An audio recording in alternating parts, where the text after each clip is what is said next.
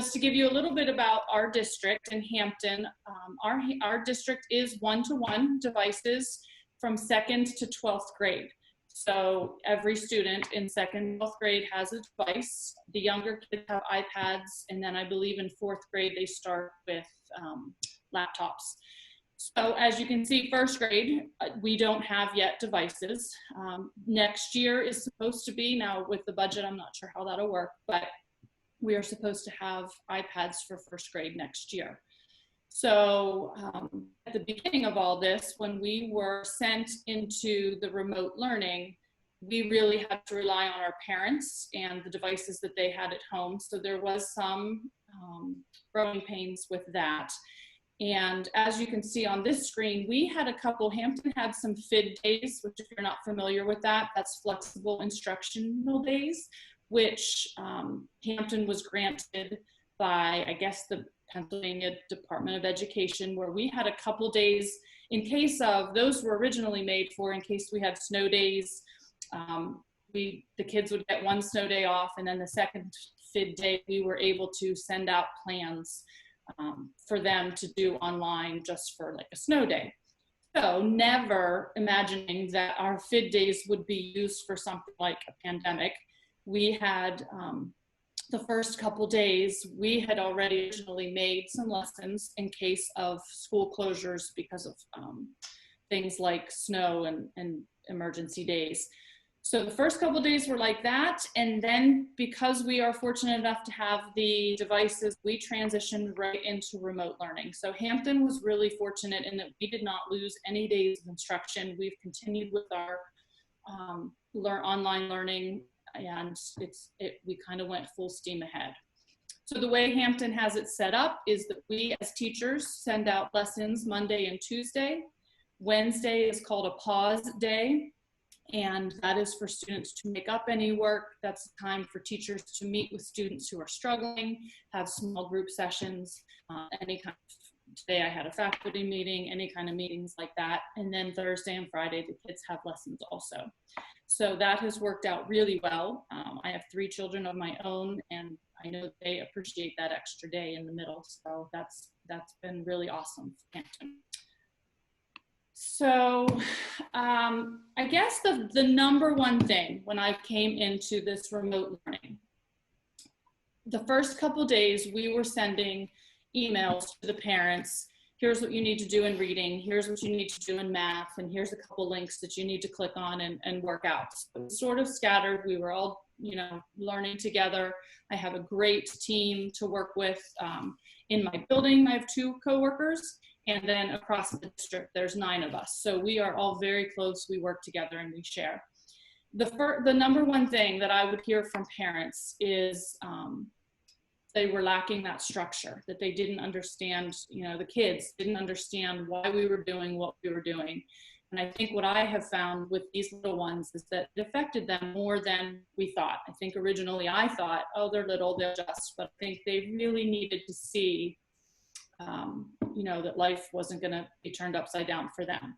So the first thing that I realized within the first week is how kids do need structure. Everything that I'm going to share with you, or almost everything that I'm going to share with you today, I found from other, teachers online or wherever, but this is something that I use every day now that kind of sets up their day for them. And I can't tell you the positive feedback that I've had from parents. Once I switched to this, which was in the first week, so the parents were so appreciative just that it was sort of set up exactly like their day. So you can see this is from May 4th, but it starts out with morning work. Every day I have them start with some sort of activity, whether it's watching. Every Monday I do a video for them, but it might be just watching a video. It might be going to give their family a compliment. In school, our morning work would be, we did a lot of STEAM work, so it might be them building something in the morning. Then this is just like our schedule at school. We would start with math. I give them their math lessons. I give them videos. Then we do a brain break, and the parents and the kids have given me feedback that they love having that brain break in the middle here. Then we would have reading. So their reading is here. You will see, and I'm going to show you this later, but this is me giving them a lesson on the screencast. And then it would go into selling their lunch, star of the week. This is when we would have our workshop time and reading time. So workshop, I do the daily 5. So I give them 4 a week. They can choose which one on Monday, and then Tuesday they would do the other. And I do the same for Thursday and Friday. And then special area teachers give us their lessons each week. So I include them for their plans as well. So the optional at the bottom, one thing that we did discuss as a grade level with our administration, as a first grade team, we decided we were really looking at what is most important for these kids to learn during this remote learning time. So we made a list of things that we really felt we had to get during their instruction. So we cut things like science and social studies and some of the reading comprehension, some of the STEAM. Those are things that we said they're great, but we really have to, basically kids need to be able to read, they need to be able to decode, and they need some writing. We even took out a lot of writing, and they need to know math. So if you looked at the rest of my plans, that's really what we were focused on. But I do give an optional thing every day. And that's where I will insert things like science or social studies, fun things that I see that tie into our curriculum. You'll see here May the 4th. So they had a scavenger hunt. And parents, I have to say, and I should say this already, I have 23 students in my class. I have 22, and I have 1 kindergartner that comes to me for math. And every one of my parents have been very supportive. I know this is not, the case all over, but every parent has really taken on this task seriously. And they're, most all of them do the optional activities as well. So this is just to share with you. I wanted you to see sort of where I felt was most important, giving the kids this structure, giving them some sort of a plan of what their day was going to look like each day. So the other thing, of course, that we all want and that we all crave is keeping the connection with these kids. We deal with these little ones, and I still miss seeing them so much. And I cannot say enough about Seesaw. And I wish I could see all of you to see how many of you are using Seesaw. I'm hoping and assuming that a lot of people are. If you're not using Seesaw, that is the #1 thing I would say to get on and to become familiar with, because I think this is the #1 way that I have been able to keep in touch with my students. I send a lot of activities through this, and I'm going to show you, I'll show you just a couple things in case you're not, this is where it's hard. I don't know how much people are familiar with, but you're going to see so this is my classroom set up. And you can see here, the kids were, this is their journals. These are things that the kids send to me. This week, we're learning about fractions. And I push out their assignments. This was the optional. This was a camping day this week. And the kids are able to get back to me and tell me how much they enjoy things. These are their sight words for this week. They're able to read these words to me every week so I can keep up with their reading. I keep up with their fluency this week or this way. And if you look at the comments, I can comment to them, and then they love to comment back to me. So I communicate with them all day long, back and forth. They can ask me questions. If they don't understand things, the kids will put a video on and say, Mrs. Garrett, I don't understand this. And then I can talk to them either back through video or meet with them on a Google Meet or something like that. So just so you can see here, every Monday, I do give them a Monday morning message, which I will share with you. But this is really where I can see their skills. And this is really where I feel the accountability can come in, where I can say, all right, this child gets it, this child doesn't. And I really think differentiation, and I put this later in my presentation, but I really feel like I can differentiate really a lot better almost through stuff like this, because I can see where they're struggling. And so just to give you some ideas here. So here you can see a child didn't know a password. So I was able to right away give the password and they write back. So just to keep those connections, the kids love to send me videos. I'm gonna show you a couple here. So here's I don't know if you need to see an example, but I'll show you a quick example of something that I might send to the kids. Good morning, happy Monday. I hope you all had a really nice weekend.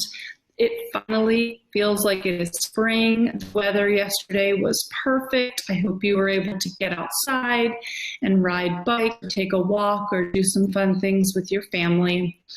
And here we are, another Monday, ready for another week. We don't have very many Mondays left, so I really want you to buckle down and to really keep telling yourself that you can do this, that you've got this. I know right about now in my house, even my own kids are kind of getting tired of this. They're kind of tired of having to do their work on the computer, and they just want to play outside and stick with the nice weather. But it really is still school time. So I'm telling them the same thing that I'm going to tell you. Let's get to work. Let's get our stuff done, and then you can enjoy the rest of the day. So I really want you to continue to work hard. I want you to continue to work well. I just kind of tell them what's coming up in this week. But I have had a lot of parent communications back to me. I give little messages like that, and the parents seem to really appreciate that they're trying at home. And I get emails from them often that the motivation's not there, or they're struggling with getting their kid to work. So just by me giving those little messages, the parents appreciate, they're saying, thanks for keeping them on board. So here is one of my students. He had to tell me, I think this one was about perseverance. My example, perseverance. When I first got Flipgrid, it was really frustrating, but I keep trying, and it just worked. So you can see here that he was able to tell me that the Flipgrid was very frustrating to him, but he persevered and he kept doing it. So it's just another, there we go. Just another way for us to keep in touch. So those videos are priceless on Seesaw. I really love hearing and talking back and forth with them. So I wish I could ask now if there's any questions, but if you have any about Seesaw, I'm more than happy. I am an ambassador for Seesaw. I use it, I create activities on here. I can use our curriculum and create things for them on here. So Seesaw is just a really very, very beneficial during remote learning. If you want to pause, there were two questions that came up specifically to Seesaw. First, perfect. a way to moderate the comments so that the entire class does not see the feedback or replies. We did have a little bit of discussion in the comments, but if you want to talk about how you use that.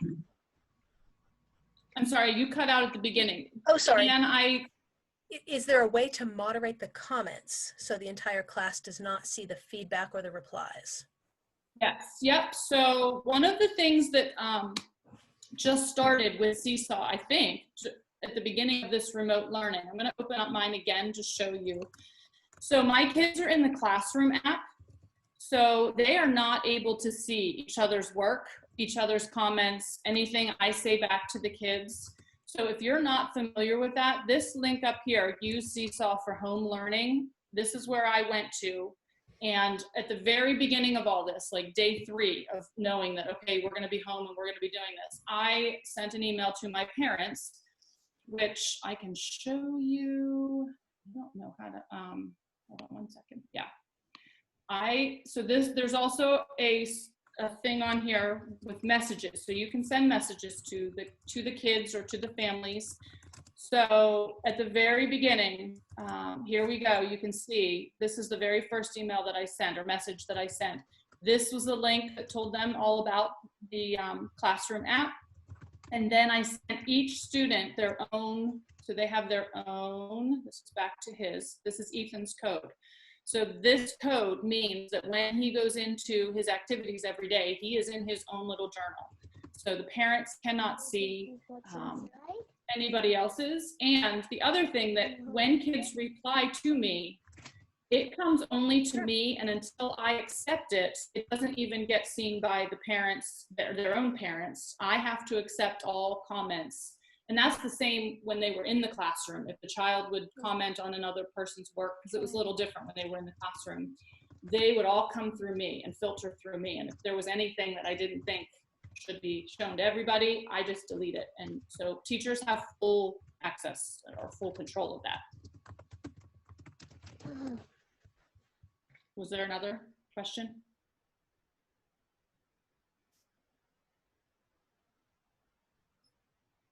I'm going to assume there was not another question. I thought there were two, but okay. Oh, yes, there is. There's one more question. I'm sorry. Do you get notifications of student messages in Seesaw? Does it send you an email? I do. Okay. Yep. So I have it on my phone, which you do not have to, but I'm kind of weird like that because I'm a little weird about having the notifications. If you look here on my screen, I have 3 posts right now, which before our meeting today, I didn't have any because I went in and checked. So these are the 3 activities. If I click on this, this is, I have not, you can see up at the top, I can either approve it or delete it. Or if they don't do something right or they don't follow the directions, I can send it back to them, which I do also often. So these are the things that I still have to approve. So as soon as I open up the app, if I see those red numbers, that means that I have some. And also over here on the side, if a student or a parent actually sends me a message, it'll be over here on the inbox. So you can see up here that I have 13 messages, and that's only because if you look, you can see my class, but I also am linked to the kindergarten class, the morning class, because I have one student that comes to me for math. So I am responsible for his math. So I go into her class just to respond or to look at his math work. So kindergarten, they still have 10 things and I have 3 things, and that's where you know, you get the numbers. So if I go in, I don't really want to go into hers too much, but here's the 7, she's already responded. And once I open it, it goes back down. So anyway, yes, you definitely get notifications. You'll see those numbers and you'll know when you need to respond. Terrific. That was all the questions we had about Seesaw. Thank you. Perfect. Yep. Okay, so one thing that took me a few weeks to get into, one thing that we do in first grade is Star of the Week, and it's a really big deal to these kids. Of course, I'm sure you all know they love to be the star. So in our classroom, the way that we do it every year is when you're Star of the Week, you have a different job or a different activity every day of the week. So on Monday, they fill out just an information form about themselves, and they get to sit in my rocking chair and they share those facts about themselves. And then the kids are allowed to ask questions or talk about what they read. On Tuesday, the Star of the Week will bring in pictures and share their pictures, their family pictures. On Wednesday, they would bring in a book, their favorite book, and I would read it. On Thursday, they bring in a brown bag, and they bring 3 or 4 items in that brown bag, and they pull them out one at a time, and we have to guess what it has to do with them. So it might be a seashell because they love the seashore or they love the beach. And then on Friday, we always made a class book for them. So every student would have a page and talk about why they think that person is wonderful. We talk about how to give a compliment. So I was struggling with that at the beginning, not sure. There obviously was about 10 kids still left that didn't get to be Star of the Week, and I felt bad about that. So I have never used Flipgrid before this. I have teachers in my building that use it very often. They're very good at it. So I knew that I had the resources if I had questions, but honestly, I went in, I set up an account. I did have a couple questions that I would text a coworker, but super easy to manage. And I can't say how much positive feedback I've had from the parents just thanking me and how special they have felt. So I've set it up the same way. If you look here, Mason was my first. He was, actually, I'll go up. Oh, I'm going to open it. That would help. So I've had like 4 or 5 so far. I'm going to show you. Here's my class, and here are all of my kids. So what we're doing is the same thing. So here's Noah. On Monday, he would read us his information sheet, which I'll show you. On Tuesday, he shared pictures. Wednesday is our pause day, so I kind of took out the book. We don't do that. But then on Thursday, they take a picture of some items that would represent themselves, and we would link that to here. And then on Friday, we call it Compliment Friday, and the kids would all leave videos for them. Instead of writing a book, they would leave the comments on there. So if you look here, Noah, here's my student Noah. his job was to tell us about himself, and then the class would comment back on something that they have in common. And it's been really cool to see just what the kids have to say. And they're all doing a really great job. I'll show you just real quick about, he's a ham. Hello everybody, I'm the new star of the week. So, my name is Noah Bob Balls. I am almost 8 years old. I was born on May 16, 2012. My family members are Dad, Mom, Chloe, and Levi. Learn anything yet? Here are some of my favorites. Movie, Play the World, book. So they go through that. He says several things that are his favorites. And then you'll see here, like the kids will come back and comment and say, here's what I have in common. I know what I have in common with you is that I like to play basketball and I was born in 2000. So it's been really neat to see. They have even come up with some really cool things that they have in common that they didn't know, even being in the classroom together. So that has been really neat for them. Then I really love you can see the pictures. I mean, he just shows some of his pictures, and then the kids will say what their favorite parts, or which their favorite pictures. Hello everybody, today I'm going to show you my family pictures. So he goes in, he shows his pictures, and then the kids will talk about which one was their favorite and why. And then I'll just show you a picture of his items. So here's his items.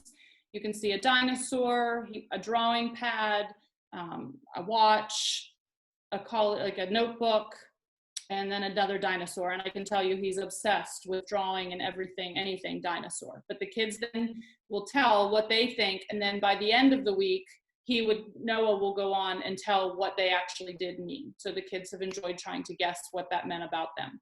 So and then Friday, the kids just leave. I'll show you and I use this in my classroom. I would always have it up on the smart board, this starter right here, just to give them some ideas. And you can see, we really talked a lot about in the classroom how to give a compliment and not just say, I think you are nice, but why? Why do you think that? So these are some of the ways that they have to start their compliments. They need to give two, and they need to be specific.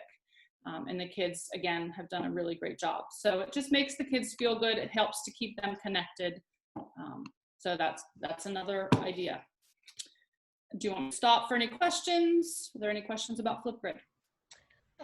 We had one question. Actually, we had one come in right as you were starting to go into Flipgrid. One more about Seesaw. Can you upload a picture, Okay. worksheet, and have the kids work on it? And we again had some discussion. Yes. Yes, they can do that. Yep, absolutely. And yeah. Yeah, so it's a great little tool because kids can, that way. Yes. And then there was a question, is Flipgrid free? And I was in the process of typing back in the chat, like most tech tools, there's a free version and a paid version. Are you using the free or are you paying for it? I'm using the free. Okay. Just like most tech tools, you get some bells and whistles with the paid version, but most teachers are able to use these capabilities with the free version. Yeah. Right. I didn't even know there was a paid version for Flipgrid. So this is all I know. Now I do know that right now so many sites are offering free things to teachers. So I'm not sure if I'm getting something right now that I normally wouldn't get, but I know I just logged on and made an account. I didn't sign up for anything special. There are no other Flipgrid questions at this point. Is it compatible with Google Classroom? I'm sorry, what? The question is it compatible with Google Classroom? I'm assuming you're asking if Flipgrid is compatible with Google Classroom. If that's the case, Angela, then the answer is yes. Yes, it is. Yeah. Yep. All right. I know we just have a few more minutes, so I'll just share this one really quick. This was something actually one of my coworkers told me about, and it has been so good with being able to actually use my voice to teach the kids their phonics and to teach different lessons. So I struggled for the first several weeks of trying to find appropriate videos that would teach the same concept that I could send to parents to have the kids watch. And there is this Screencast-o-matic that if you would log on to screencast-o-matic.com, you can set up very easily, very free account. And I'll just show you here it is. I'll show you a quick example of something that I've been able to do. And so this has just helped for me in first grade to teach phonics this is how I would do it in the classroom. And I've really enjoyed using this. So these are our wall cards that we would have. And if you can listen, I'll just do a quick lesson here. Hi kids, it's Mrs. Garrett. I want to talk to you today about what we're going to be learning about this week. We're going to continue with that bossy R. Last week we learned that R can be bossy to the A, and it says R. And then when that R is bossy with the O, it says OR. That's what you learned last week. This week, we're going to see that R is bossy with the rest of the vowels too. The I, the E, and the U. And all of these vowels, when the R goes with those vowels, it makes the same sound. So the sound that we're going to be talking about this week is When you have an IR, ER, and you are it's all going to be the same sound. So this is where it gets a little bit tricky as a reader, because when you see these letters, or actually more like a speller, when you're learning to spell these words, not so much with them, but when you're learning to spell these words, you have to know if the I easier it will become. So let's look at a few words over here. I'm going to look at this first word, which is the picture on our card right here, bird. And if you look, I have bird.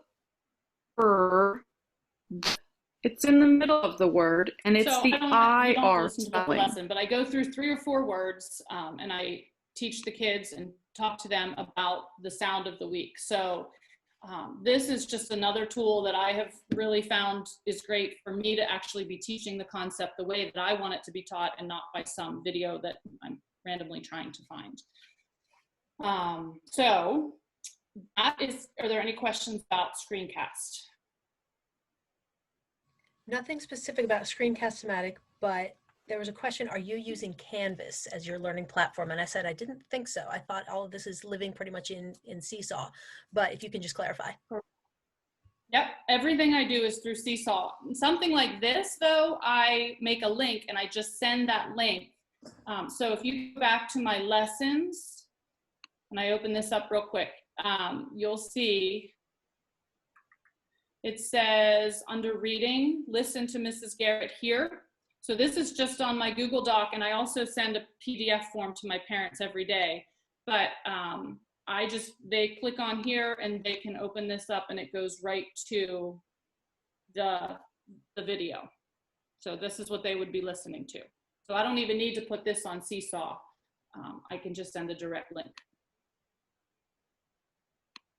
And then after they listen to that video, if you go back to my plans, then they have word lines that they need to read based on the lesson that they just heard me talk about.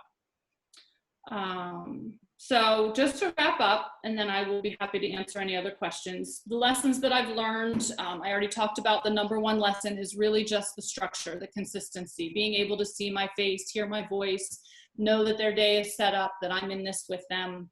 I really think that's been the most important thing for me to learn, along with my kids and with my parents. My parents have given me that feedback. The number 2 is just that we really need to be able to take risks. I had no idea what I was doing, and I tell my kids that on the video, on one of my Monday videos. I said, okay, kids, we're going to try this Flipgrid. I've never done it before, so let's work together. I talk to my kids all the time about the power of yet. So that's sort of what we've been using as our mantra together. You know, we haven't done this yet, but we're going to learn together.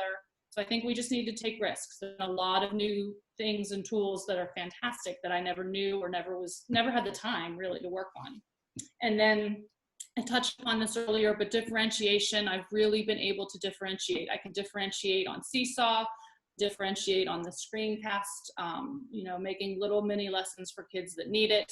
So I think that is also something that I've really learned to appreciate and really stretched. Even some of my kids have just flown. Parents have been fantastic. They've helped. And so they're doing more than I think they would have done maybe in the classroom. So that's also been a great positive, a plus. So if there were anything for you to do, here's what I would suggest. To find a template that's effective for you to share lessons. I really think if you can organize your lessons in some fashion, that's very helpful. The classroom app is right here. This is what I mentioned. If you set up that classroom app for the kids at home, the parents would still have their parent app that they'll still see things. But as far as their actual work and stuff, the kids would work almost like it is a classroom. And then there's two there. You can set up your Flipgrid, and you can set up the Screencast-o-matic.com. And you can set up a PowerPoint slide. That's what I had the bird card on, was just in a PowerPoint, and then you can use that for your video.